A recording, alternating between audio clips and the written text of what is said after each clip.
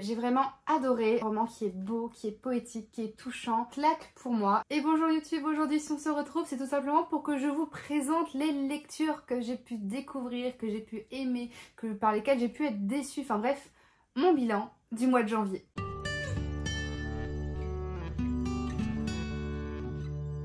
Avant de commencer la vidéo, n'hésitez surtout pas à vous abonner à la chaîne et à activer la cloche afin de ne plus rater aucune des prochaines sorties de vidéos. Si vous avez aimé cette vidéo, je vous invite aussi à lâcher un petit like, ça ne vous coûtera rien mais moi ça me soutiendra et ça me fera extrêmement plaisir. Et enfin, si vous aimez mon contenu et que vous voulez en découvrir un petit peu plus, je vous invite à venir me suivre sur TikTok et sur Instagram où je fais un contenu qui est différent, complémentaire et quotidien en comparaison à ici sur YouTube. On est parti. Alors durant ce mois de janvier 2024, j'aurais ouvert exactement 9 livres, mais j'en aurais terminé que 8 étant donné que j'aurais eu un abandon. Donc aujourd'hui, je vais vous présenter ces 9 lectures en passant comme à chaque fois de celles que j'ai le moins aimées, donc de mon abandon du mois, jusqu'à ma lecture préférée qui est un véritable coup de cœur. On commence tout de suite avec La Citadelle des Brumes écrit par Eva de Kerlan, le premier tome, Le Gardien des Brumes aux éditions Alter Réel. Ce fut du coup mon abandon de ce mois-ci, j'ai lu à peu près 50% du livre, malheureusement je n'ai pas réussi à accrocher à la plume.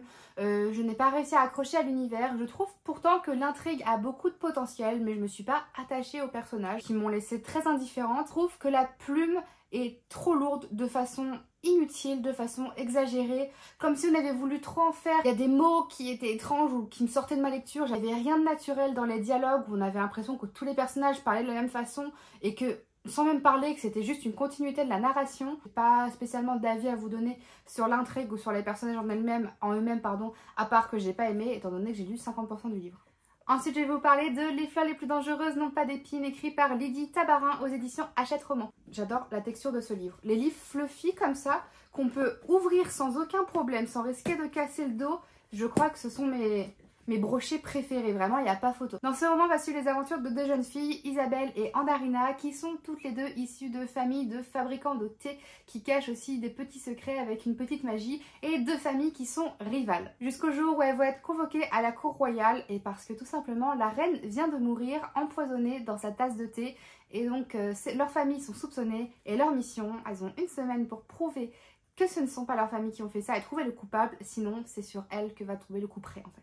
Ce fut une bonne lecture, mais sans plus. Voilà, je n'ai pas forcément été transportée par ma lecture, j'ai pas forcément eu une attache énorme au personnage. J'ai trouvé assez simple, on est sur un young adulte vraiment qui limite frôle même avec la jeunesse dans son côté simple. Ce n'est pas un souci, hein. Ça reste un genre littéraire, ça reste un style de roman, donc il n'y a aucun problème là-dessus. Mais c'est vrai que c'est pas ce forcément à quoi je m'attendais durant ma lecture, donc c'est peut-être pour ça que ça m'a un petit peu déçue. J'ai trouvé que c'était très simple, j'ai trouvé que l'intrigue était très évidente, très cliché, un peu trop simple.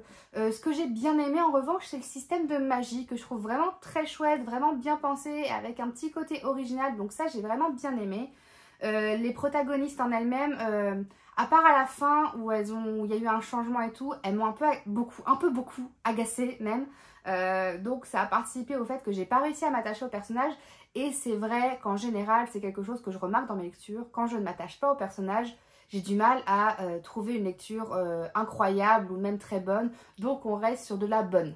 Ce sera pas pour moi une lecture mémorable. Ensuite, j'ai enfin découvert un roman que j'avais envie de découvrir depuis un certain temps. Il s'agit de Fleur d'Oko, le premier tome écrit par Laetitia Danaé, publié là encore aux éditions Hachette Roman. Je crois que j'ai lu beaucoup d'éditions Hachette ce mois-ci. On va y suivre les aventures de Oko, qui est une jeune femme spéciale, tout simplement parce qu'elle parle le langage des plantes et en général, la magie est réservée aux hommes dans son monde. Un jour, elle va apprendre que le puissant sorcier Sumaoro cherche un nouvel aspirant, un nouvel apprenti en quelque sorte. Et donc Oko va alors s'enfuir de chez elle pour tenter sa chance et espérer accéder à un monde meilleur. Elle est alors sélectionnée et emmenée au Palais d'Ivoire, mais une fois arrivée là-bas, elle déchante parce qu'elle se rend compte que c'est pas forcément joué d'avance, étant donné qu'elle n'est pas la seule aspirante apprentie de Sumaoro et qu'ils sont une vingtaine il me semble.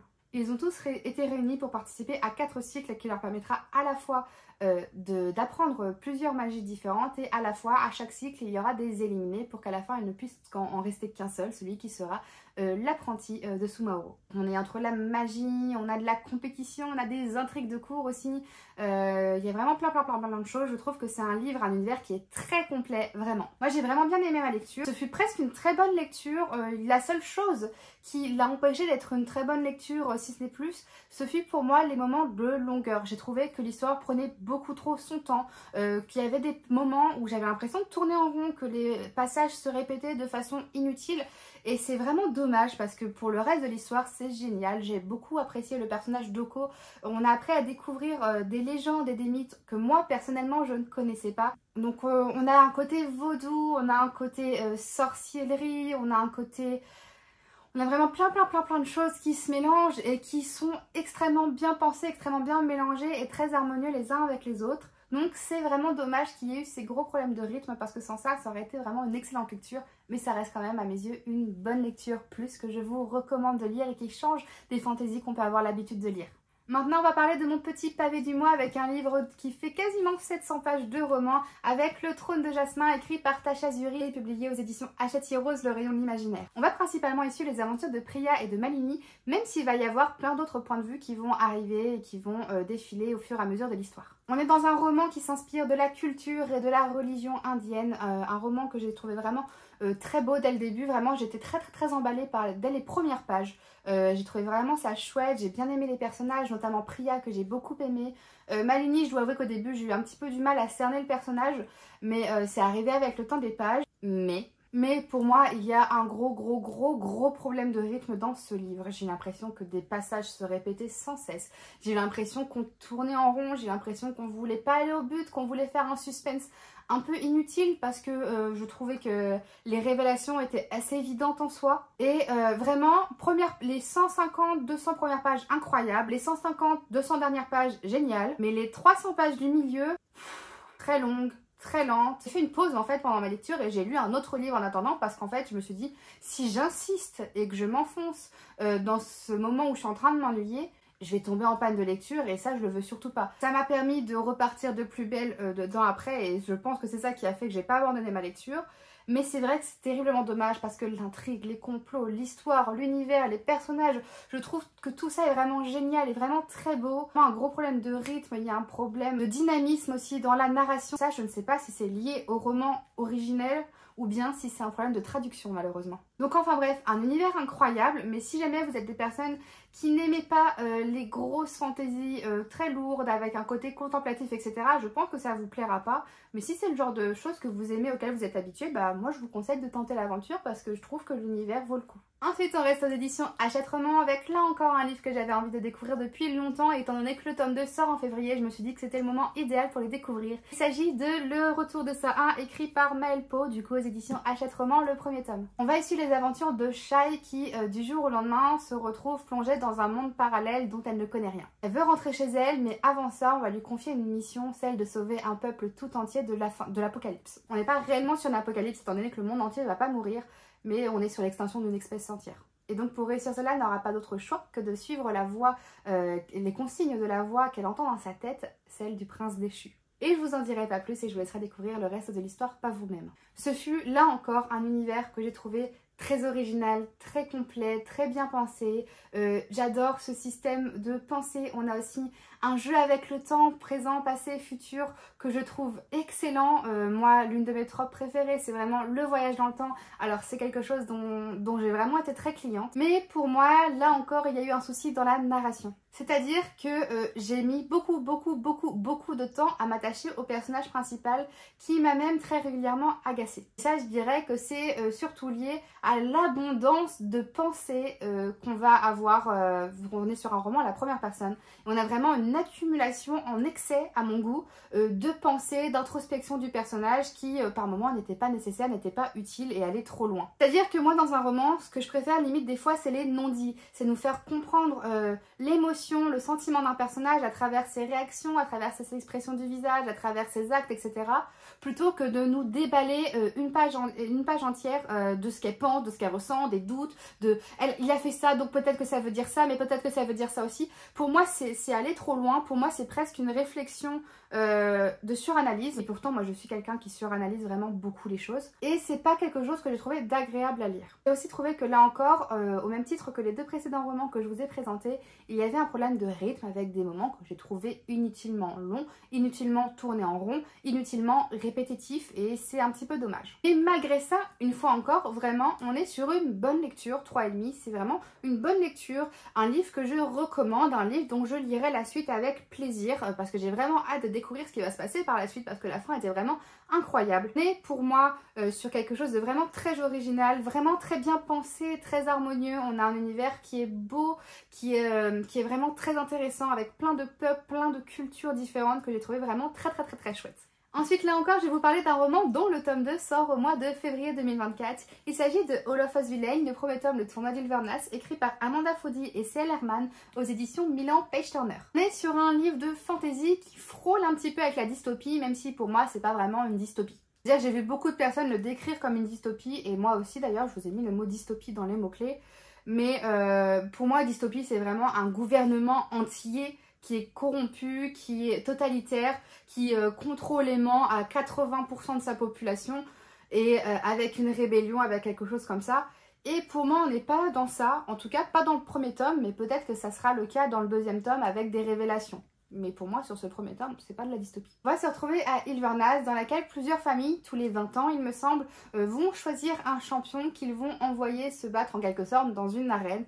Et le gagnant de ce tournoi permettra à sa famille de contrôler entièrement la haute magie et donc d'avoir une puissance vraiment immense pendant toute une génération. Et donc c'est là que va se tenir, c'est à ce moment-là que va se tenir ce roman, durant ce tournoi et même avant ce tournoi, avec la préparation psychologique, avec les premières rivalités, etc. entre les champions, et j'ai adoré ce côté-là. Vraiment, ce que j'ai le plus aimé dans ce roman et qui en a fait une aussi bonne lecture, ce fut vraiment ces personnages que j'ai trouvé vraiment très variés, très différents, vraiment très intéressants, avec tous des problèmes, des motivations, des idées, des secrets vraiment très différents. Et j'ai adoré leur psychologie, les découvrir au fur et à mesure du roman et les voir évoluer et changer aussi au fur et à mesure du roman. Il y a vraiment beaucoup de révélations, il y a aussi beaucoup de moments moi qui m'ont émue, qui m'ont touchée. J'ai vraiment adoré, je m'attendais pas forcément à ce dénouement-là, mais j'ai vraiment trop hâte de pouvoir découvrir la suite. Ensuite, maintenant, on va s'attaquer à mon top 3 de ce mois de janvier avec que des excellentes lectures de romans que j'aurais noté 5 étoiles sur 5 et un coup de cœur. Pour commencer, je vais vous parler de La Princesse et le Croque-Monsieur qui est un roman graphique aux éditions Hachette Roman Graphique. On va y suivre les aventures de Lady Camembert qui, suite au décès de son papa, va se retrouver à prendre l'identité d'un homme pour tout simplement avoir le droit de garder le nom et l'héritage de son père. Elle va alors s'exiler dans une ville un peu plus loin, là où personne ne la connaît, et là-bas elle va rencontrer la princesse Brie. Et Lady Camembert va tomber follement sous le charme de cette princesse Brie. Seulement voilà, Brie ne sait pas réellement qui est Cam, et c'est là que va se jouer un peu toute l'histoire. Pour commencer à vous parler de ce roman, il faut absolument que je vous parle de ces images qui sont juste magnifiques. Regardez-moi ça. Là, je trouve que vraiment on est sur un roman avec des illustrations qui sont belles, fraîches, pétillantes, colorées, qui font vraiment plaisir à voir. Et c'est principalement elles qui ont en grande partie fait en sorte que j'ai autant aimé ce roman graphique. Les personnages sont incroyablement touchants, on se prend vraiment très vite d'affection pour eux. J'ai beaucoup aimé la petite partie un peu drama queen de Lady Camembert que j'ai trouvé vraiment très drôle. Et Brie, elle, est une femme vraiment très intelligente, très attendrissante, à laquelle on s'attache très vite aussi. Chose très importante pour moi, ce sont les beaux messages que partage ce roman. L'acceptation de soi, la diversité, le partage, l'amour, l'amitié, etc. Vraiment, c'est un très beau roman. Quand je cherche une lecture joyeuse, réconfortante et qui me fera du bien, c'est exactement ce genre de choses que je m'attends à ressentir, le genre de choses que j'ai ressenti durant ma lecture où j'ai souri vraiment du début à la fin. Je dois avouer que j'avais un petit peu peur d'un humour un peu de mauvais goût à cause du fromage, même si j'adore le fromage. Et au final, pas du tout, vraiment. Les noms des personnages viennent de fromage, les noms des villes viennent de fromage, tout tourne autour du fromage, mais ça devient très vite naturel, presque comme si on l'oubliait et que c'était normal. Et ça vient créer une harmonie assez étrange, mais très bien réussie, avec le côté très mode, très coloré, très girly, on va dire, du reste du roman. Au final, c'est vraiment un vrai petit bonbon de bonheur, de joie et de tendresse. Ensuite, à la deuxième place, je vais vous parler d'un roman francophone avec Porcelaine sur les ruines, écrit par Ada Vivalda aux éditions Olympe. On va y suivre les aventures de Alba, qui fut jadis un génie, mais qui a été chassée sur Terre parce qu'elle a attribué trop de vœux aux humains. Elle erre donc à travers les siècles, jusqu'à se retrouver dans notre futur, à un moment où la fin du monde a eu lieu. On est dans un monde post-apocalyptique où les eaux ont quasiment submergé la totalité de la Terre et où seulement quelques petits îlots, quelques petits archipels survivent. Et c'est sur ce qui fut jadis l'Irlande que Alba a trouvé un foyer, une maison et une famille. Cet archipel, on l'appelle Hibernia, seulement voilà, la prospérité et l'abondance d'Hibernia rend follement jaloux leurs voisins, notamment l'archipel de Cymru, qui va alors envoyer un ambassadeur en quelque sorte sur Cymru, l'Ethan Alcor, qui n'a qu'une seule idée en tête, découvrir le secret d'Hibernia pour en quelque sorte leur voler et permettre à Cymru aussi de prospérer. Vous vous en doutez, ça va y avoir des conflits, ça va être très orageux et Alba va pas du tout voir l'arrivée de ce Lethan d'un bon oeil. Ce que j'ai le plus aimé dans ce roman, je pense que c'est sa plume, c'est sa beauté, c'est la poésie de son texte que j'ai trouvé juste incroyablement touchante. C'est un livre qui se lit très facilement, qui est très fluide, qui est très beau et on voit pas passer les pages en fait tout simplement. On voit la beauté extérieure de ce roman, ce côté très doux, très élégant, c'est exactement ce que dégage aussi son texte. On s'attache très vite au personnage, notamment à Alba évidemment, qui fait aussi également passer de très beaux messages, étant donné qu'on est dans un monde post-apocalyptique que Alba vit depuis des siècles. Elle a vu des espèces s'éteindre, elle a vu le monde courir à sa perte, et tout ça crée une ambiance très nostalgique en fait de quelque chose que nous on n'a pas encore vécu mais qui pourrait potentiellement arriver, et je trouvais vraiment ça très intéressant, très bien pensé et très important à évoquer. Il y a une romance qui va se dessiner dans l'histoire, je ne la qualifierais pas d'Enemy to Lovers, mais plutôt de Rivals to Lovers, parce que pour moi, Enemy est un terme vraiment très fort, où je m'attends à des combats, où je m'attends à du sang, où je m'attends à ce que les personnes aient envie de s'entretuer. Là, on n'est pas là-dedans, on est dans une rivalité, mais pas dans l'ennemi, quoi. Hibernia est un endroit qui semble magique, qui semble vraiment très beau, avec des personnages qui sont touchants, qui sont attendrissants et qui sont attachants. On a presque envie d'y vivre si on oublie le côté post-apocalyptique de l'endroit. Voilà, ce fut un roman qui est beau, qui est poétique, qui est touchant et qui est magnifique à lire en fait. J'ai adoré, je ne peux que vous le recommander. Et enfin, on va parler maintenant de ma meilleure lecture du mois de janvier. Un coup de cœur intersidéral qui fut également mon premier coup de cœur de 2024 et également ma première lecture de 2024. Comment vous dire que j'ai très bien commencé l'année grâce à ce roman. Il s'agit du premier tome d'une nouvelle saga de fantasy aux éditions Big Bang. Il s'agit de Darkshire, écrit par Danielle L. Jensen. Danielle L. Jensen, c'est l'autrice de la saga Le Pont des Tempêtes qui a été publiée chez Brajlon, qui fut aussi également une excellente lecture avec un 4,5 il me semble que j'avais attribué au premier tome et un coup de cœur au deuxième tome. J'ai vraiment plongé tout de suite dans l'univers très rapidement. On est face à un world building qui est complet, qui est mystérieux, qui renferme beaucoup de secrets et on n'a qu'une hâte, c'est les découvrir. On a une forte inspiration de l'Antiquité romaine qui est à la fois esthétique à travers les armures des légionnaires, un petit peu aussi l'architecture, etc.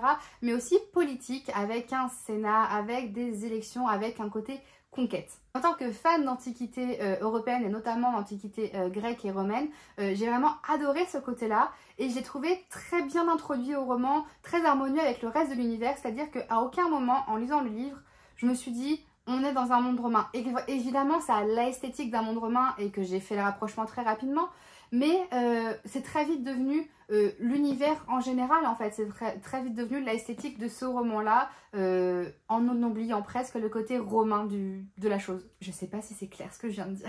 Les divinités et la mythologie sont vraiment très bien pensées. Quand je veux lire un roman avec des dieux et de la mythologie, c'est exactement à ce genre de choses auxquelles je m'attends. Il y a quelque chose de grandiose et de majestueux presque par la présence et l'intervention de ces divinités que j'ai adorées. La foi, la croyance de Tériana et de ses semblables est vraiment très belle et très poétique presque. Elle a ce petit côté magique dont je ne vous en dirai pas plus. Pour en revenir à l'histoire, Tériana, la protagoniste, enfin l'une des deux protagonistes, est une marine et en fait son peuple est entre guillemets gardien des mers, gardien des secrets surtout que renferment les mers. Et en réalité, Tériana va faire une erreur, c'est qu'elle va révéler un secret qu'elle n'aurait pas dû révéler, c'est-à-dire l'existence d'un pays, d'un continent au-delà de la mer sans fin. Et ce secret va arriver aux oreilles des personnes qui dirigent le gouvernement de Selendor et ils vont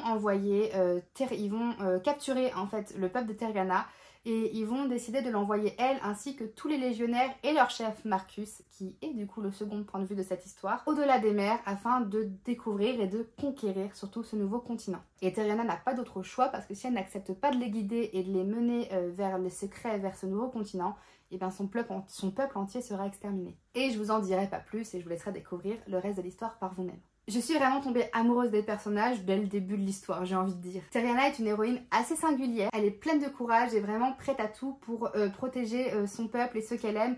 Et ce que j'ai adoré chez elle et ce qui en fait quelque chose de singulier, moi que j'ai beaucoup aimé, ce qui a beaucoup retenu mon attention, ce sont ses yeux qui, d'après plusieurs descriptions dans la narration, semblent changer de couleur, changer d'aspect en fonction de ses émotions, et je trouve ça très mystérieux, très intriguant, et j'ai adoré. Marcus, lui, c'est un homme assez complexe, assez particulier qui vous fera changer d'avis tout au long de la lecture.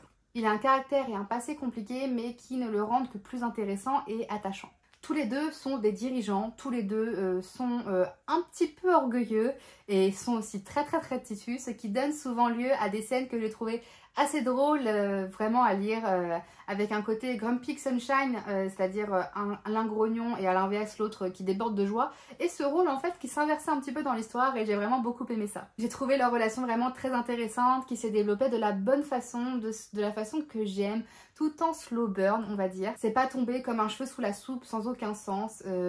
Vraiment, j'ai trouvé ça très bien fait et pensé. Quant aux personnages secondaires, j'ai vraiment beaucoup de chouchous parmi eux. Je trouve pas qu'il y en ait en trop. Je trouve qu'ils sont vraiment très nombreux, qui sont là, qui permettent à l'histoire d'être vivante, d'être crédible, qui permettent aussi de faire réfléchir et d'interagir avec les protagonistes principaux. Enfin bref, j'ai adoré l'entièreté des personnages de cette histoire. Quant à l'antagoniste, c'est assez particulier parce qu'il n'est pas réellement présent de façon régulière dans l'histoire. C'est surtout son influence, son impact et ses décisions qui sont le réel antagoniste de l'histoire pour le moment, dans ce premier tome en tout cas. Et ça crée vraiment beaucoup de dilemmes, beaucoup de choix, et on se rend compte qu'en fait tout le monde ne pourra pas avoir gain de cause et qu'il va y avoir des sacrifices en fait qui vont devoir être faits pour pouvoir faire évoluer la situation. L'intrigue est vraiment très bien rythmée, j'ai jamais eu une seule fois le temps de m'ennuyer. Et j'avais absolument pas envie de lâcher ma lecture. Comme je vous le disais, il y a vraiment de nombreux enjeux qui sont tous très différents et très intéressants. La politique et la stratégie militaire prennent vraiment beaucoup de place dans ce roman. Et ce fut pour mon plus grand bonheur parce que j'ai trouvé ça vraiment très intéressante, vraiment totalement harmonieux, vraiment bien dosé avec le reste de l'histoire, c'est-à-dire le côté romance, le côté world building, le côté mythologie, le côté combat, etc.